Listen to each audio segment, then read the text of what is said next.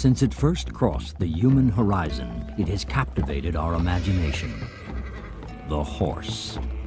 We've grown up with it, made use of its wild instincts. A horse, my kingdom for a horse. Great kings, generals, explorers, even the gods all rode horses.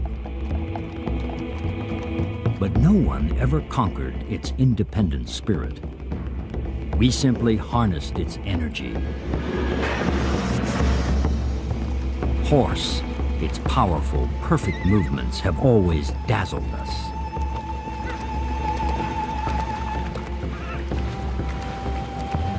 Horse, it answers to many names: thoroughbred, Mustang, Arabian, unicorn, zebra, Przewalski.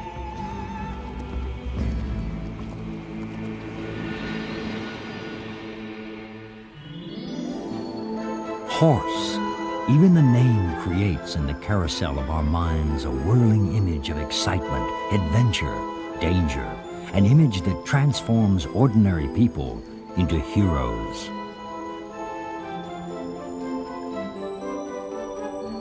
It was a horse that elevated Paul Revere from humble craftsman to living legend. One April night in 1775, he borrowed a neighbor's horse and galloped across the state of Massachusetts to warn that soldiers from England were marching across the land. His early warning gave the colonists time to prepare for the first battle in the War of Independence. The horse is perfectly equipped for marathon journeys such as this, journeys that require strength, stamina, and speed. It's the fifth fastest land animal. A cheetah can sprint nearly twice as fast, but over long distances, the horse will always win. The key to the horse's marathon success can be found in its wild relative, the zebra. On the dry plains of Central Africa, zebras will race 60 miles to find rain they've spotted on the horizon. Where there's rain, there's food. Wild horses such as these Camargue don't need to run for food, but they still have the same instincts as the zebra, for they are descended from the same ancestor.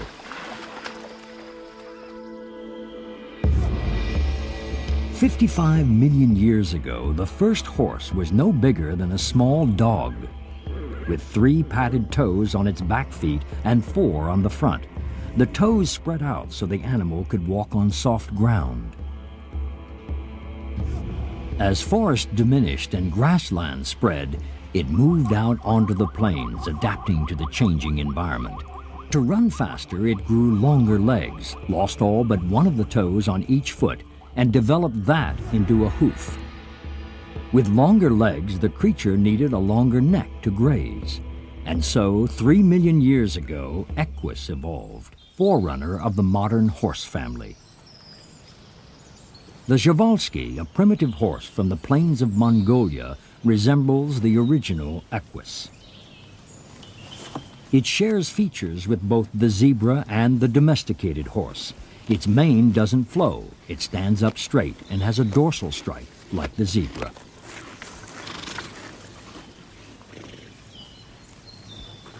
As horses developed, so did humans. For centuries, they had hunted horses simply for food. Then, 5,000 years ago, the people of the Ukraine harnessed them to pull their carts. Of all the animals, why harness the horse? Because it lived close to where people raised flocks and grew their crops. And the horse will live anywhere because it grazes on almost anything that grows, even on the coarse vegetation of mountains and deserts.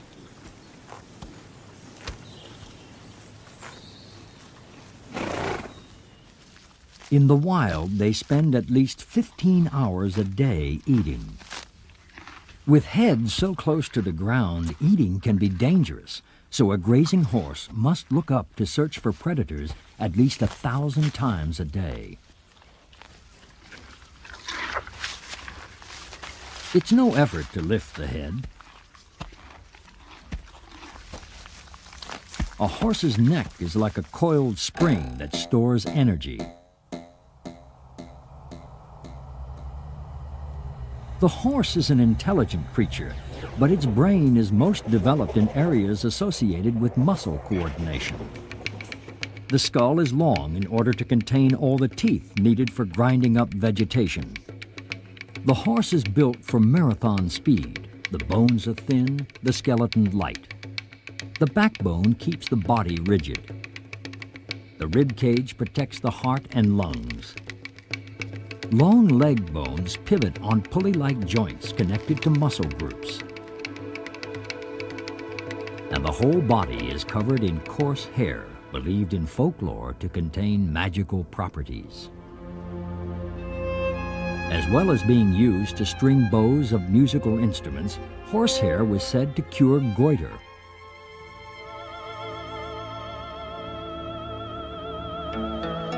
And if put in water, to turn into eels. In some cultures, it wasn't just hair, but also feathers that covered the horse. In Greek mythology, the goddess Athena used a golden bridle to catch and tame the flying horse, Pegasus.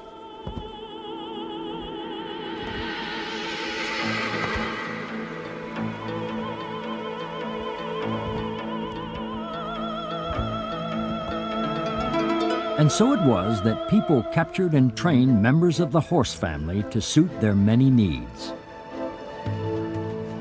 In ancient Rome, mules and donkeys became military pack animals. They were vital to the great emperors such as Julius Caesar, and because they were valued, they became very expensive. Horses pulled chariots, and being trampled wasn't the only problem underfoot. Hooves made of a thick fingernail-like material wear down on hard surfaces. Horseshoes were devised to protect the horse's feet, created with fire and the magic metal iron which was believed to keep the devil at bay and fixed by a lucky number of nails, 7. In nearly every country, the horseshoe is seen to be a lucky charm. Even at sea, sailors used them to avert storms and shipwrecks.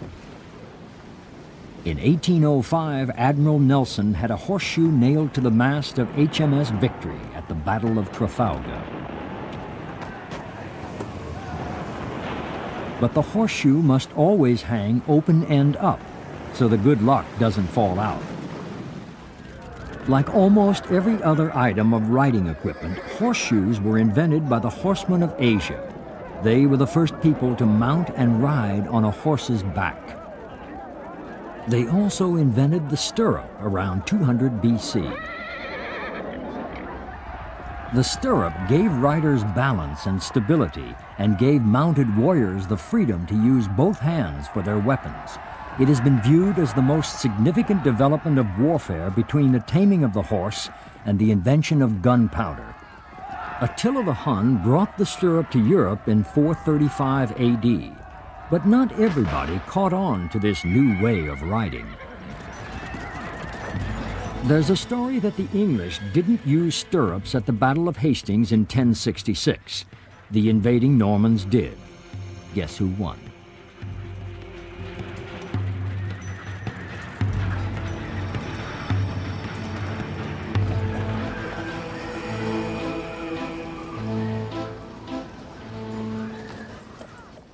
The ultimate triumph and mastery of the Eastern horsemen was the cavalry of Genghis Khan. In the 13th century, over a period of 50 years, the mighty Khans, Genghis and his grandson Kublai, created the greatest empire the world had ever seen. Their motto was, "A man's greatest pleasure is the defeat of his enemies," a pleasure they achieved on horses no bigger than ponies. The horses they rode are called hot bloods, small but fast.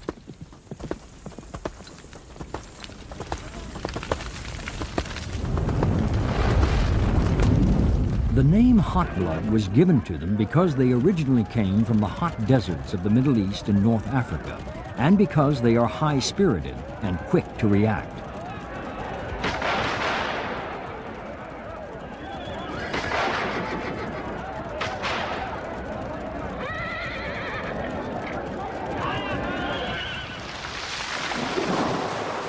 Breeders call the horses from the forest lands of the north cold-blooded. Nothing to do with the blood temperature, just the origin and temperament of the horse. Cold bloods are strong, heavy horses for battle and for work, horses for people who grow crops, or who are important enough to travel in style.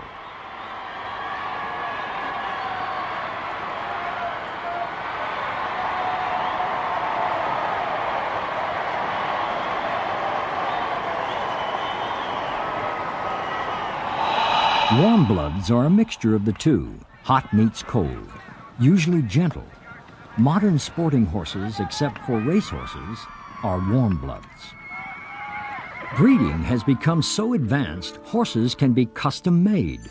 Most modern-day horses are reared from a cocktail of breeds, and the origin of the word cocktail actually comes from horse breeding. The phrase a cocktailed horse refers to a horse of mixed blood, with a docked tail that resembles the tail of a rooster. Crossbreeding has led to some interesting combinations. For instance, long-term breeding of wild asses led to the donkey, and donkeys can carry on breeding forever. But you can only cross a zebra with a donkey once, which equals a sterile Z-dunk. Horse plus donkey equals mule. It's a strong and useful animal, but again sterile, so end of equation. When it comes to breeding, there's a certain truth in the phrase, to be stubborn as a mule.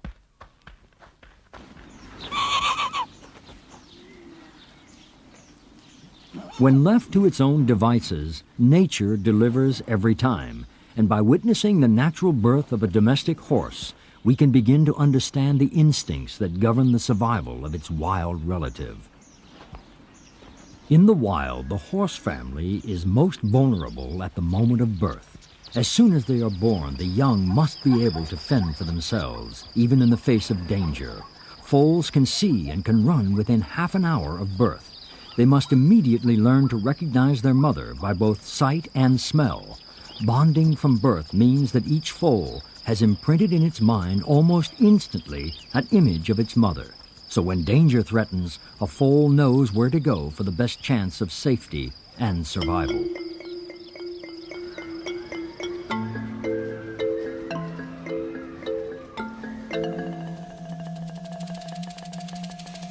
Each zebra has a unique pattern, one of a kind, almost like a human fingerprint.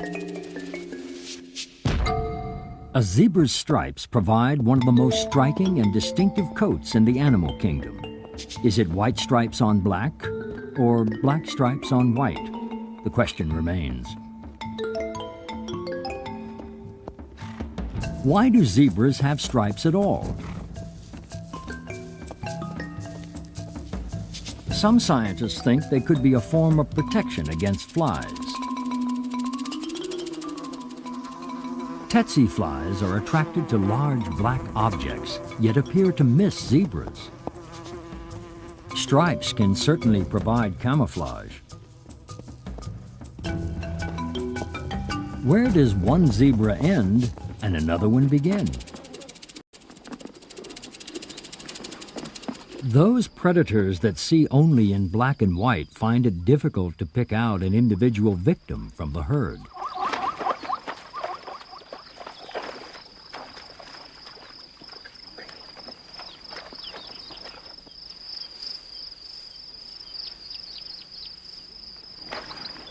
But it isn't a foolproof system, especially when once in a while the zebras spread out to claim their share of water.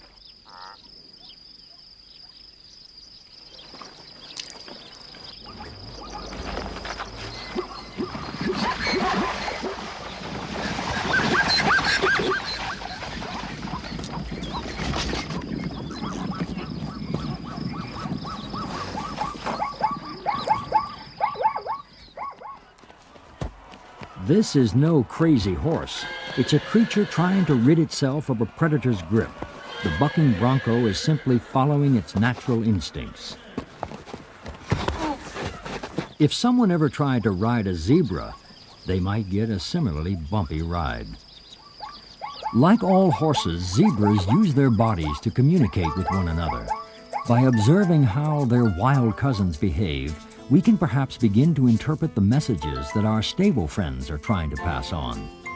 Every muscle and every movement communicates a message, from the tiniest twitch of the ears that expresses boredom or anger to unmistakably defiant shakes of the head. And when you think you're getting nibbled for keeping your horse clean, be flattered. You're actually being accepted as one of the family. Mutual grooming such as this strengthens the bond of the herd. Not only does the practice get rid of unwanted parasites, it also reduces heart rate and helps the horse to relax. Horses need one another not only to keep flies off, but for survival in the wild. The more ears and eyes there are on the alert for predators, the more time there is to eat, drink, and rest. Given the chance, as with these pharaoh horses, all horses revert to herd life. The stallions keep the herd together by rounding the individuals up from behind with a driving posture. This form of control is used by people. Most horses run together. Perhaps they regard whoever is herding them as the stallion. When horses run from danger, the safest place to be is in the middle of the herd.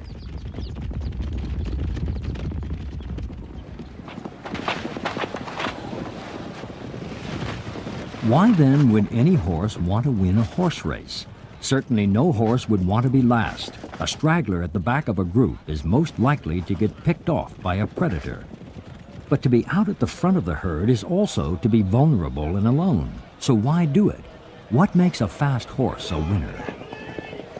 The rider. The horse responds to the rider's commands, understanding his sense of urgency.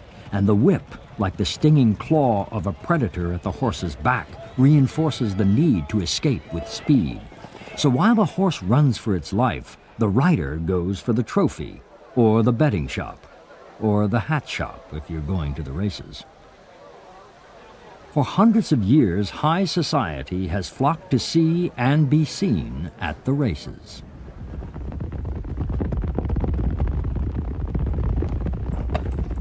Perhaps at the top of equine society is the Arab, father of all racehorses.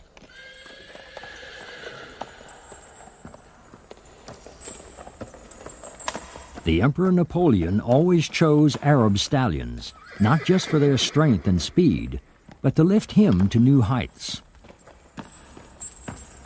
For looking at him on his horse, you would never guess he was barely 5 feet tall. Or 15 hands.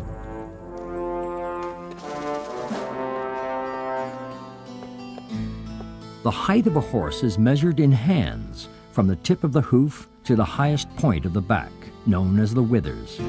Originally, just the distance between little finger and thumb.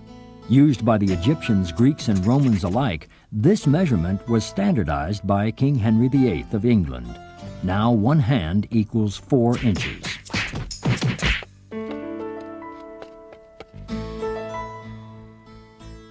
The largest breed of horse is the Shire, measuring over 18 hands, while a small pony like this Shetland stands at only 10 hands.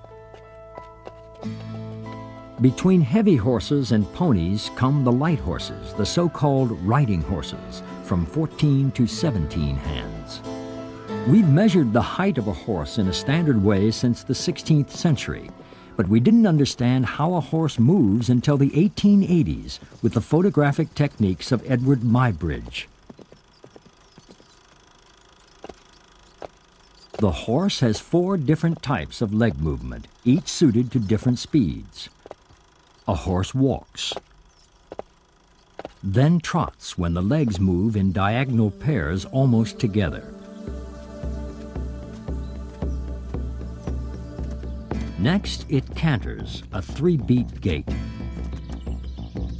Graceful and elegant, with one foreleg and both hind legs leading, then the other foreleg followed by momentary suspension.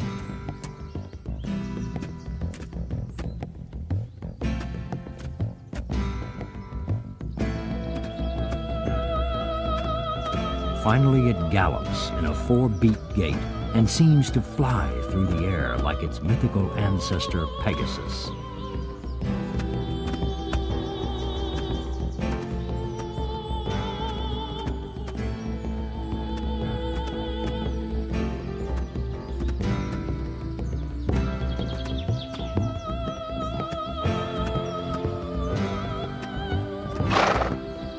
At this speed, a horse will take 140 strides per minute and just over 2 breaths per second.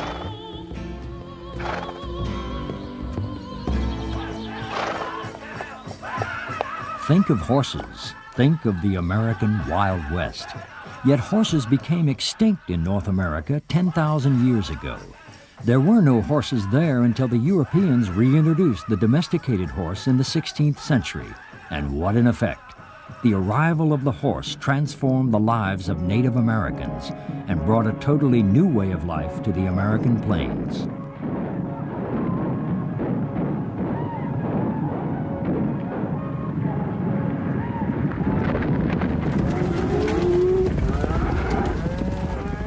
The horse opened up the whole continent. America quickly became a horse culture. From fighting battles to farming, riding became a central feature of the American way of life. The prairie schooner, America's first mobile home. The trend towards horse locomotion spread like wildfire.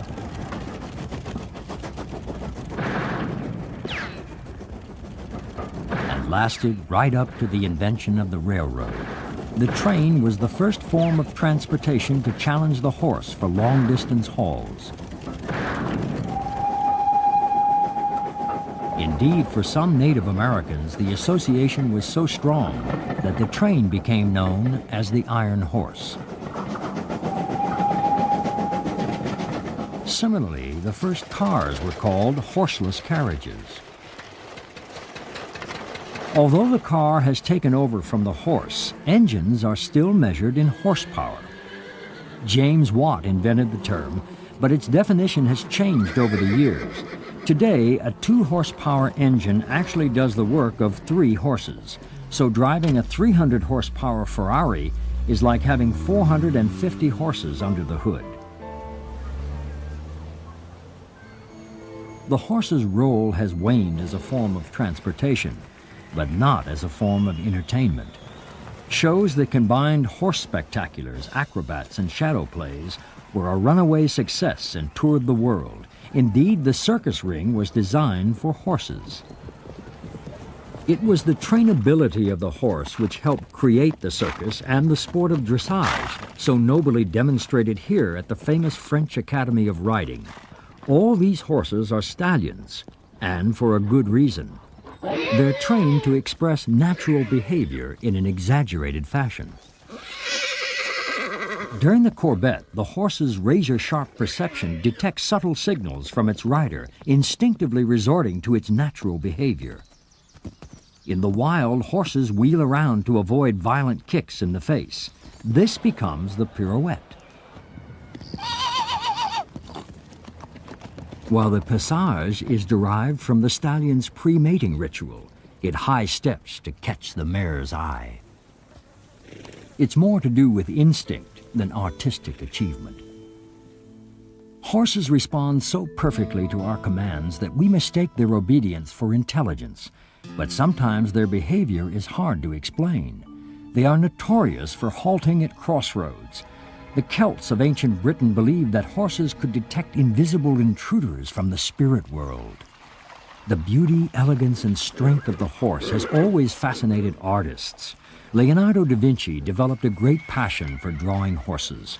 From his first equine sketches in 1478 to his later work, this Renaissance master elevated the horse to a symbol of nobility and power.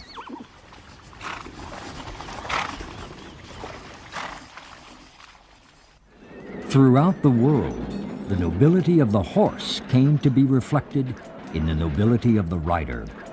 Good horsemen were expected to be honorable and courteous. This became the definition of chivalry, a word derived from the French word for horse, cheval. In medieval Europe, whole societies were governed by the rules of chivalry. In times of peace, the knights enjoyed jousting at tournaments where they could exhibit their skill, courage, and chivalry. Today, the rules have changed, but the tradition lives on.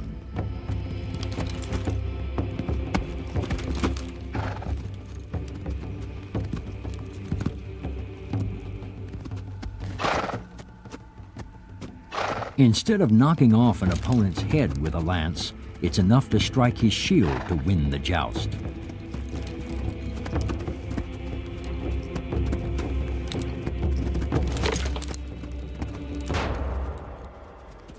No longer a fight to the death, but still a game of courage, skill, and honor.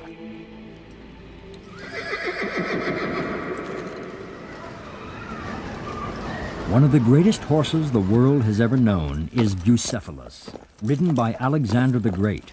In 300 BC, he established an empire that stretched from Greece to India astride Bucephalus. When the horse died, he named an Indian city, Bucephala, after his faithful steed. 2,000 years later, an unknown horse helped save a nation. No one knows the name of Paul Revere's mount. It was just a horse, faithful, reliable, strong, following the instructions of its rider, galloping for freedom. Times have changed. Today, in most societies, the horse has become less of a necessity and more of a symbol. A creature bred for specific functions, its basic instincts refined. But just beneath the surface, there's always that other horse. A creature of independent spirit that will never be conquered. Perhaps that's why we say you can lead a horse to water, but you can't make it drink. True lovers of horses appreciate their fiery spirit. For some, horseback riding is an essential part of life from childhood to adulthood. The partnership between horse and human will endure for centuries to come.